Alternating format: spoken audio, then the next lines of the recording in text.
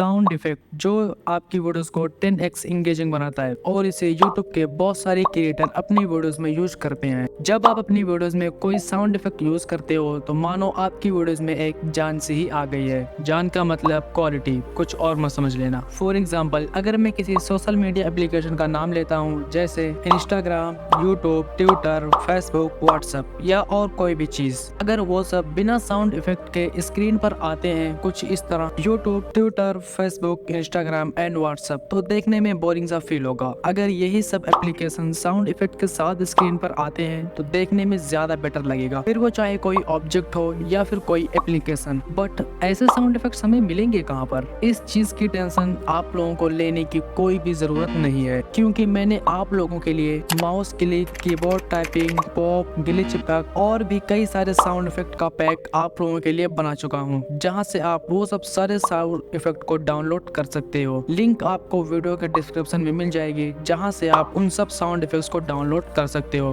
Video पसंद आया हो तो वीडियोस को लाइक करके चैनल को सब्सक्राइब जरूर कर देना। Thanks for watching.